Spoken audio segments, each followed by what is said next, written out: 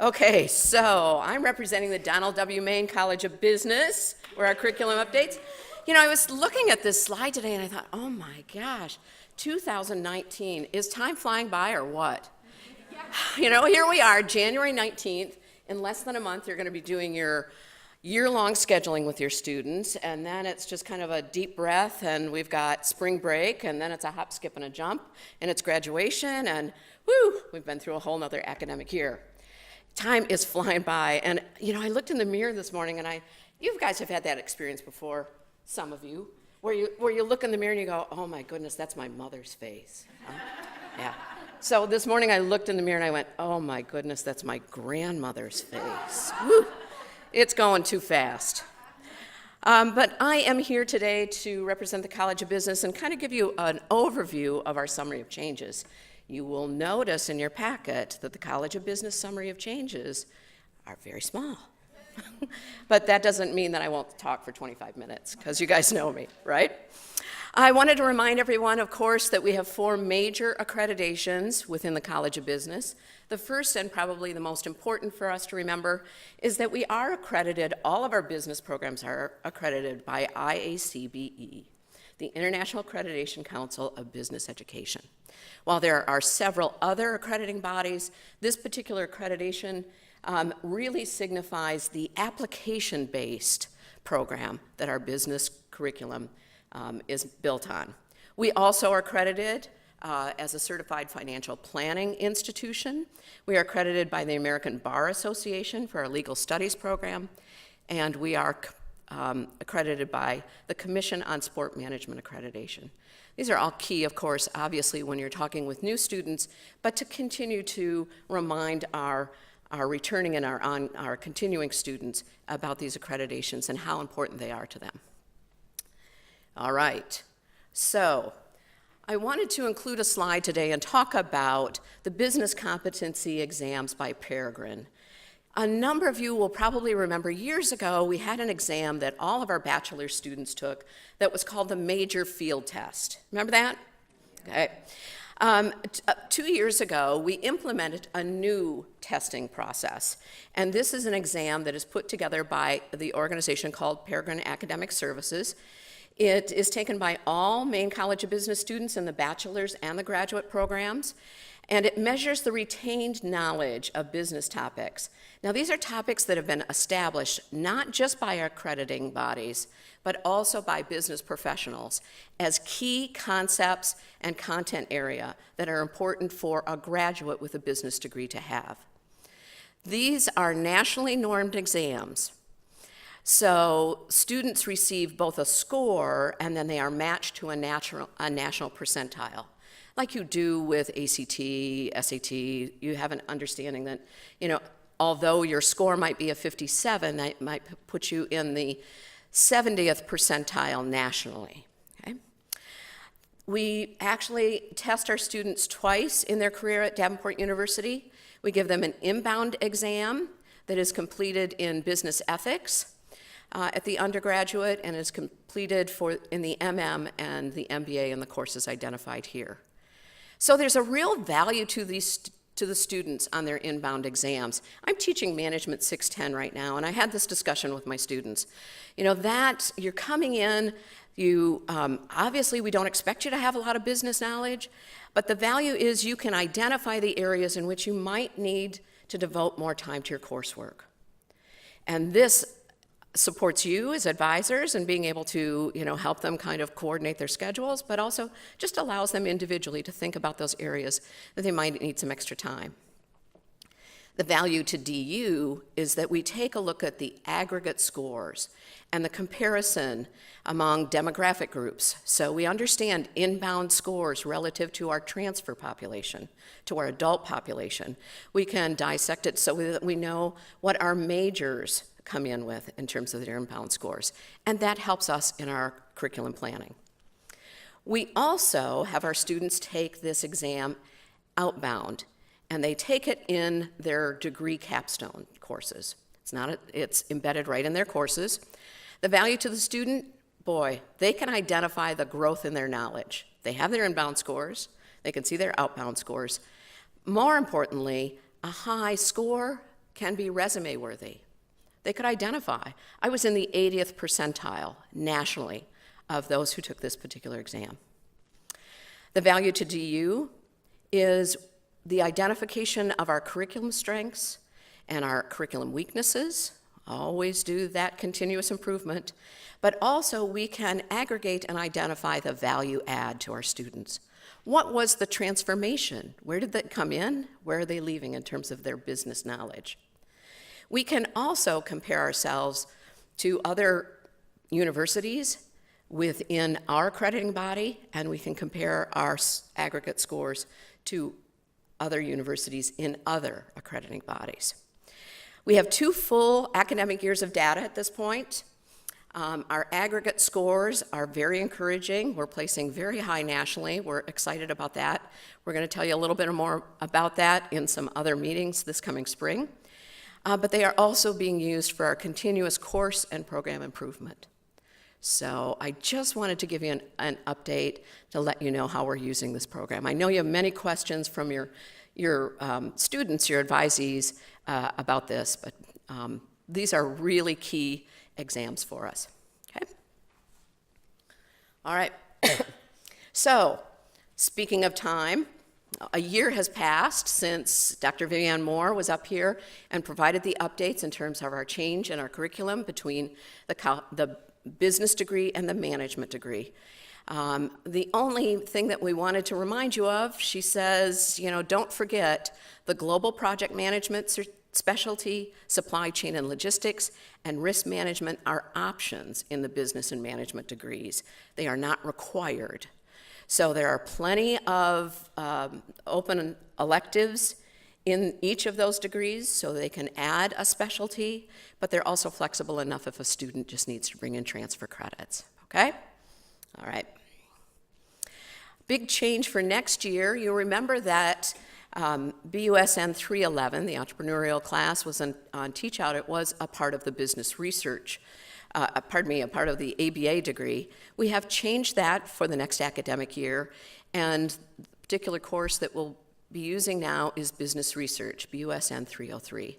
This really builds a greater depth of knowledge for those students at the associate's level so that they have the ability to understand the research necessary to do a strong SWOT analysis, to research particular new opportunities. It also feeds seamlessly into the Bachelor of Business Administration. So we think it's a real good change and upgrade to the ABA, okay? All right, Dr. Linda Goulet, who oversees our marketing department, our sport management, and our industrial production management. Okay, a tip to you guys. She wanted everybody to remember that they are encouraging their marketing and sport management students to make sure that they are attending the career fair in March and to line up their internships and jobs. You recall 2 years ago, we did a major upgrade to the marketing degree, and all of those marketing degrees now include a real strong connection to what is happening with digital marketing, including certifications in many of the courses through HubSpot to become certified and have that external acknowledgement of their skills. I think you recall, many of you, that she talked about those last year. She also wanted me to remind everybody that we have a new degree completion option for our industrial production management degree. So this is really designed to support and to provide for those people who might have graduated with an associate's degree in kind of one of these similar areas of production, tool and manufacturing, those people who might be on the production floor but have now been asked to take a management or a leadership role. This degree completion has been created so that they bring in their entire associates as one 60 credit block. We don't do a course-by-course analysis, and then they complete 66 credits at DU. And this really brings those that had that production focus in their undergraduate associates to a complete BBA. Okay, all right. Dr. Grant Lee, yes, you saw that correctly. I know you'll take the opportunity to congratulate Grant Lee on completing his doctoral program. And I really want to talk about the change in the prerequisite and the sequencing of Finance 211, corporate finance. You'll recall that previously, the way our prereqs were laid out and our course sequencing was laid out, you had to complete Accounting 201 and Accounting 202 before you took Finance 211. Accounting 202 was a prerequisite to 211. And we changed that this year for several reasons. But I think most importantly, and what's important for you guys to understand, is really what this does is this strengthens the ability for students to have financial knowledge at the start of their majors. You know, many times they weren't taking finance until the beginning of their junior year. Sometimes, depending on their schedule, it might not even be until second half of junior year. This put them behind in some of the expectations that we have for them in terms of doing financial analysis within their majors. It also allows them in their major courses to have this financial knowledge reinforced through not just the comprehension of it, but the application of it within an environment that they will be actually working in. Pardon me. This also helps us, and will help you, to get students involved and taking finance earlier so they can see if that's a potential career path for them. We'd love to see more of our students. You know, finance is a very strong, a strong finance major is a very strong indicator of strong leadership. Take a look at many of the major CEOs, they come from the area of finance. So taking a look at getting more students involved in that. Also, the academic synergy with the core concepts between accounting and finance. We'll go through that in just a minute. The original course sequencing that had Accounting 201 and then Accounting 202, and if they were a traditional student, they didn't take any classes in the summer, they didn't come around and take Finance 211 until the following year. So they had that summer to do kind of a data dump on all of that knowledge. But what we have created now is the ability to really build a little bit more synergy. So we know that Accounting 201, 202, and Finance 211 are all linked. You know, at the core of it, all three courses deal with financial statements. That's an important piece of those courses. But also, in addition, we know that in Accounting 202, we start to talk about financial ratios. And pairing up Accounting 202 with Finance 211 allows them then to take those concepts and bring them right into 211 and do that deeper dive. Conversely, in Finance 211, we start the introduction of stocks, bonds, and the transferring of funds, and we bring it into 202 for that reinforcement.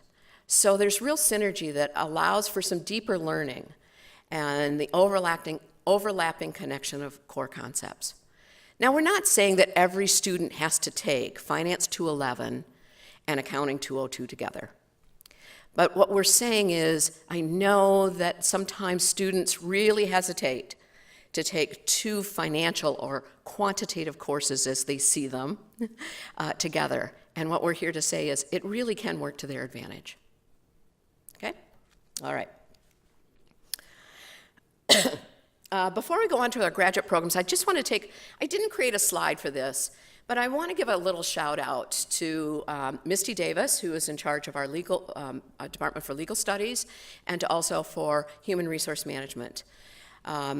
Misty, along with her faculty, Leslie Gale, James Young, and Elizabeth McIntyre, you know, a year ago came to you and said, boy, we've really tightened up our learning outcomes to align with SHRM.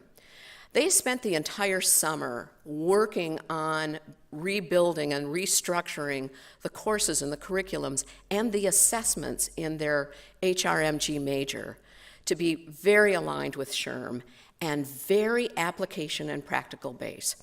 So, for example, compensation and benefits. In that particular course, what they're actually doing is they're using information from SHRM, practice data sets, so that students can go in and analyze in that particular course. What would a scenario look like if we gave everybody a 10% raise? Well, we know our employees would be happy, but I mean financially, what would happen? Or what would happen if we only gave the executives a bonus? Or we decided not to give people raises? What would the 2-year projection look like? So that kind of practical analysis using this particular data set is one of the things that they've built into this course. And remember, that kind of then ties back to their having an opportunity to really apply those financial ratios. Another example is in their selection course. They're working with a data set from the SHRM materials that allows them to create metrics to identify for a particular course what are the actual requirement for a particular course, for a particular employment job, that what would be the metrics? How would they analyze which would be the best candidates, and how would they set that process up? Even in their capstone course, 453, they have identified that they're using a case analysis directly from SHRM. So we have a real strong application-based major here. And I think that you're probably already starting to hear from your seniors in HR that these are really incredibly practical courses. Okay, we're going to talk about graduate programs. We have added brand new Business Essentials Graduate Certificate. This will begin actually in the spring, summer of 19. It provides the key foundational knowledge for our non-business undergrads that allows them to perform well in advancing in business degrees, such as their MBA or their MM. There are 4 courses in the certificate: Finance 510, Business 520, Accounting 510, and Stats 500.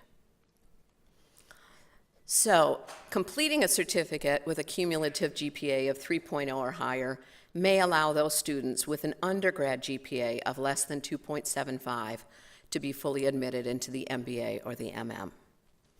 Because it is a graduate certificate, it is graduate credit, and graduate tuition applies, and the certificate will be transcripted.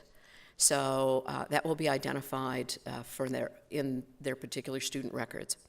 It does comply with all federal financial aid requirements relative to any prerequisites for the MBA and the MM. The interesting part about this Business Essentials Certificate is it also is a very strong standalone product for those that need to develop a strong foundation in business for their career advancement. Maybe they were an undergraduate in sociology, and they find themselves now, starting to take some management and leadership roles. If they haven't made the commitment yet to do a full graduate degree, this certificate could be a great way for them to, get some credentials on their transcript before they make that commitment. It also provides options for those students with an undergrad of 2.74 to 2.4. And I wanted to let you know that the students that are currently enrolled in the prerequisites will be able to finish or change starting over in spring of 2017. Now, you might have some questions about this. I don't want to take a lot of time talking about individual questions regarding this particular graduate certificate in our context here. I will be here for the entire presentation, so I will write down the questions that you have, and then the dean and Dr. Carey will get back to all of us with the additional information. Okay? Any other questions? Okay, well, my crow's feet and I thank you.